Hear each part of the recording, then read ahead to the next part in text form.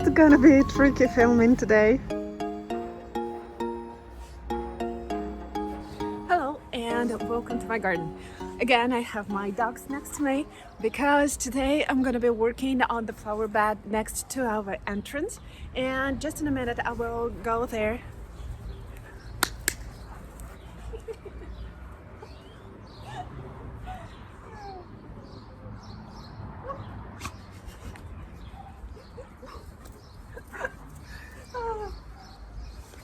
You see, today is gonna be rather challenging, but okay, today is gonna be rather challenging filming, but we will do this. I have this really nice flower bed next to our entrance, but this year I decided to bring some changes in here because we have these two beautiful roses here. I believe that I need to put the third one in here, but I've checked the variety that I want is not available at the moment. So I really want to unify the furthest level. So this flower bed has some kind of lines. This lines is with an ornamental grass. I believe that it's Pinacidum. I will double check. Then roses, then Gora, and then Nebeto. Plus some flowers in between.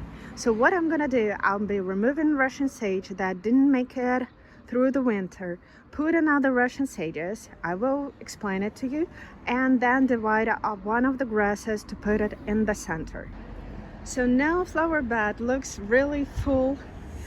There's a lot of things that I need to cut back, some weeds that I need to remove.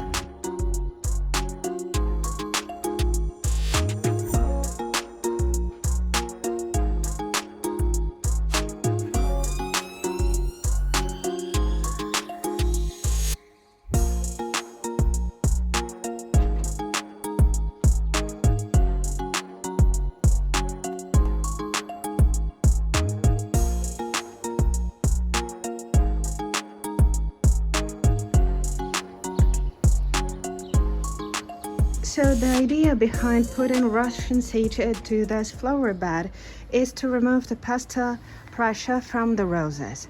So for example, that's my big rose border, and roses are absolutely happy and absolutely healthy. They're absolutely beautiful and gorgeous, with no aphids, with no black spots, with actually nothing like this. But at the same time, Russian sage has some aphid activity, and it doesn't bother me because it doesn't bother plants. They won't be weaker, they won't be less productive. So that's why I like adding some other flowers in the borders with the roses, so they will get all this aphids and other insects activity, and roses will stay strong. Absolutely strong and gorgeous and beautiful and healthy. And I really like Russian sage for its structure, its form, the longevity of blooming season, and how good it is for us.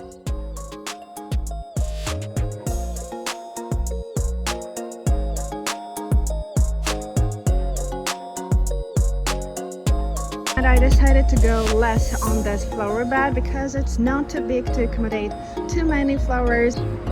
And of course, I can just start with planting some of my flowers and then do deadheading and weeding. But I decided to go from the furthest corner to this and doing everything at the same time, just because I will get a better vision and maybe we'll add some plants, and yeah, I will see the structure and the bones of this flower bed better.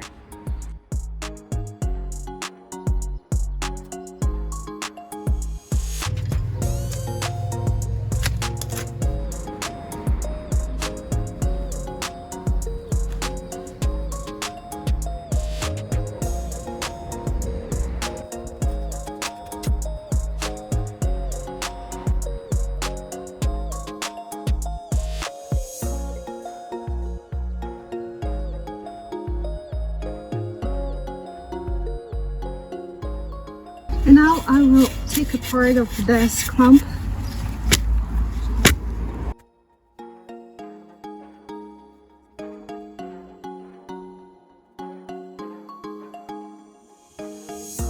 And now Russian sage goes here.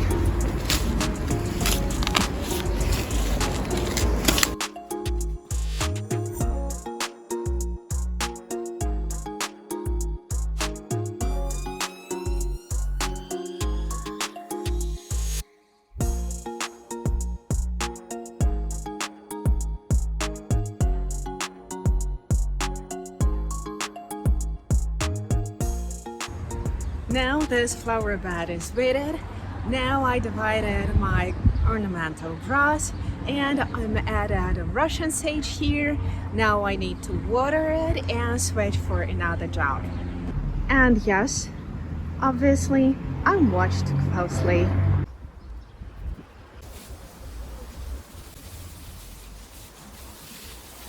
Now I'm done with this flower bed for today and switching to another one. So now this is gonna be my workplace for a little bit, but before that I want to put a Russian sage to the terrace with another plant. And while we are here, I wanted to give you an update on our berries, and actually everything is looking really good. Everything put a lot of growth already and it's looking really healthy and nice.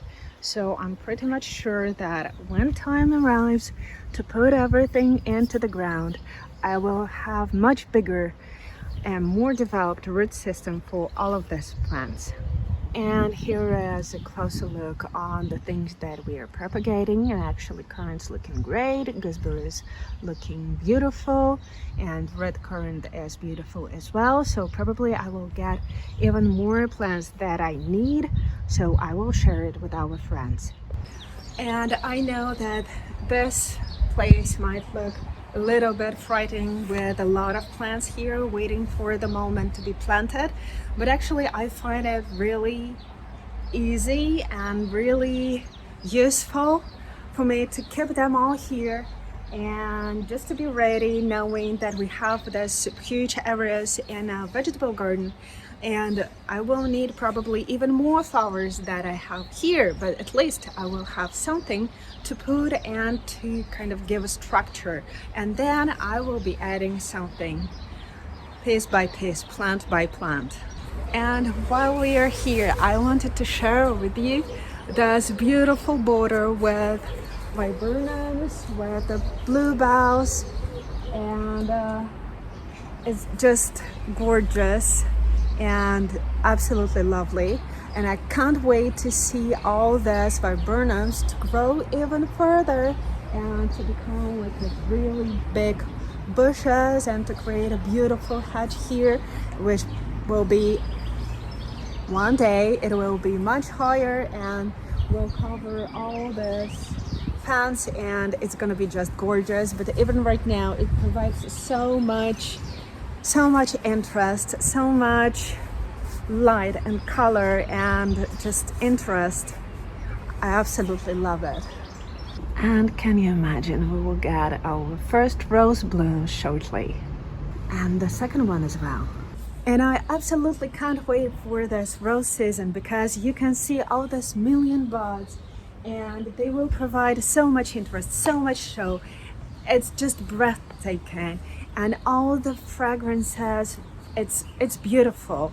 But first of all, we will need to clean this beds from the spent blooms, and I will start it down here because I have beautiful muscaris that now are turning into seed pods.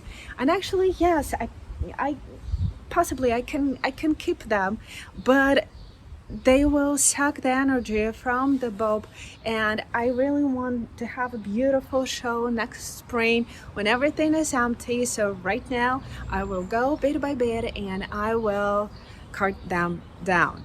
So here are my muscaris, and what I want to do is to grab them because I don't believe that I can do it one by one. I have too many of them, and I grab them like this and cut them back, and yeah, and that's how I progress. Then with something bigger like this, you really want to trace this back to the bulb and then to make a cut. But with mascaras, again, there's too many of them. In a perfect world, yes, you would want to do the same, but it's okay like this. And the same applies to bigger flowers like tulips or daffodils.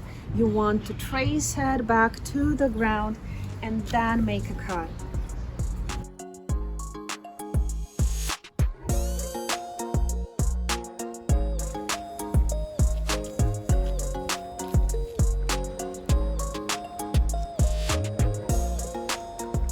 And probably this is gonna be it for today. I will continue deadheading flowers, removing weeds, and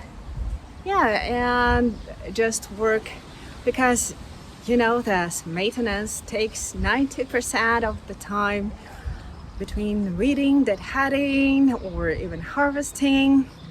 It takes a lot of time, but it's worth it, so worth it. So it's making everything beautiful. Thank you very much for staying with me today, and see you next time. We're gonna be planting something, really, yeah. And all the efforts, they're so worth it. It's so beautiful.